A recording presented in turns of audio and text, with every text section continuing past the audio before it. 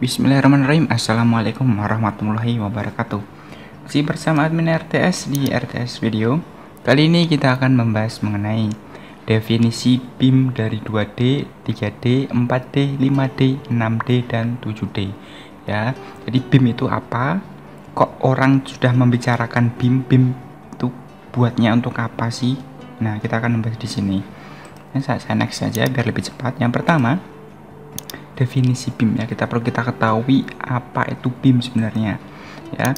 BIM atau Building Information Modeling ya, jadi itu informasi bangunan adalah suatu sistem ya. Perlu digarisbawahi dan saya harus tulis merah di sini bahwa BIM itu adalah bukan aplikasi, yaitu adalah sebuah metode, sebuah sistem yang dimana ini ibaratnya sejarahnya ya, rekan-rekan untuk menyatukan ini kan. Kalau misal ada proyek besar itu kan pasti ada sendiri tuh, ada orang arsitektur, struktur, MEP, dan mungkin ada lain sebagainya ya.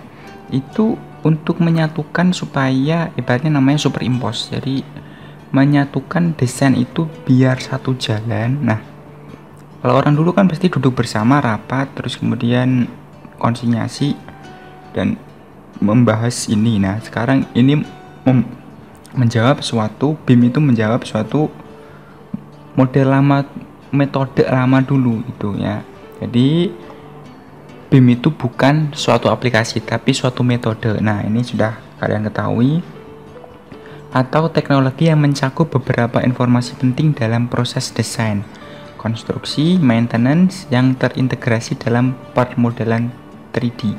Nah, jadi ya, metode yang terintegrasi dengan sudah 3D. Jadi sudah memang ibaratnya eranya kemajuan software dan sebagainya, kita harus sudah menggunakan ini dan harus mengimplementasikan. Itu pun sudah ada undang-undangnya juga rekan-rekan ya. Bangunan di atas lebih luas lebih dari 2000 meter persegi harus sudah menggunakan BIM. Nah, seperti itu.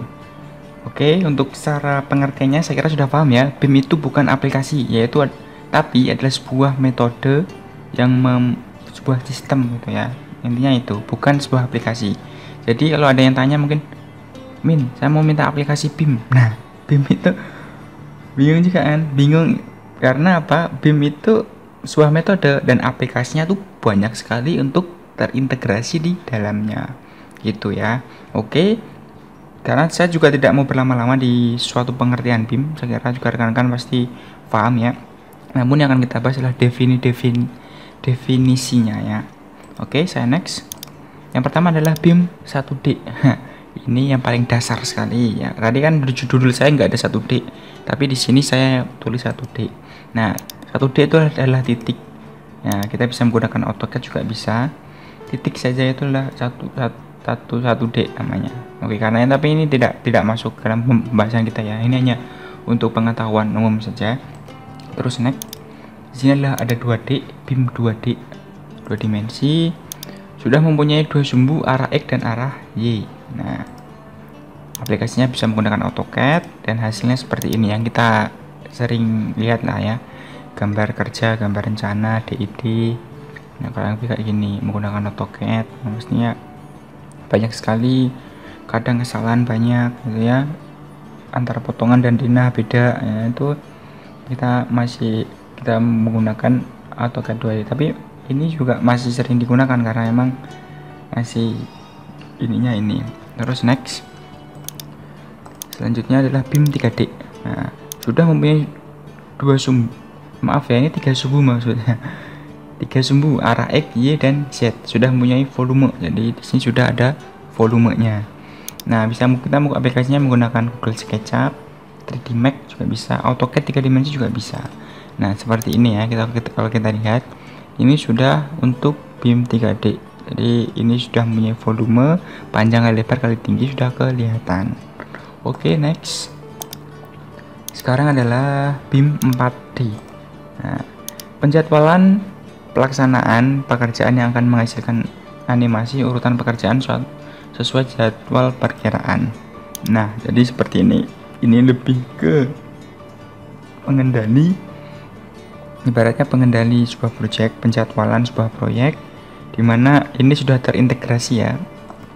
Aplikasinya bisa mau kayak MS Project yang sudah diintegrasi dengan 3D, Revit, Tekla, atau Asta Power Project. Jadi ini Asta Power Project. Jadi ini kita ibaratnya kita mengendalikan waktu di sini, di sisi kiri ini, terus otomatis sudah ada gambar-gambar 3D project yang akan keluar pekerjaannya. Itu nanti kan kelihatan tuh. Semisal oh ini belum selesai kok, kita sudah pindah di lain project. Nah, nanti kelihatannya semua tuh pancangnya, file capnya, base ini slopnya. Kita mengendalikannya pun dengan mudah dan mudah juga difahami oleh orang. Ya, kehebatannya sudah seperti itu untuk BIM 3D. Aplikasinya seperti ini. Next, ini adalah BIM 5D. Ya, BIM 5D ini sudah ibaratnya sudah ke RAB-nya, sudah cost estimate-nya. Ya, quantity take off, ya, perhitungan volume akan dengan cepat dan akurat. Jadi dengan menggunakan aplikasi ini, ya bisa Revit juga bisa, ini banyak aplikasinya bisa digunakan. Ini kita sudah dalam 3D ini, misalnya kita membuat sebuah bidang, itu sudah akan keluar untuk volumenya dan costnya, biayanya kira-kira berapa. Pastinya otomatis akan volume itu akan sangat-sangat akurat. Ya, tidak ada lagi tuh kesalahan. Kalau kita menggunakan Excel kan banyak sekali linknya, kesalahan di mana-mana. Nah, kita bukan ini, tinggal klik, oh biayanya segini, volumenya segini, semua sudah kelihatan. Itulah kehebatan dari BIM 5D.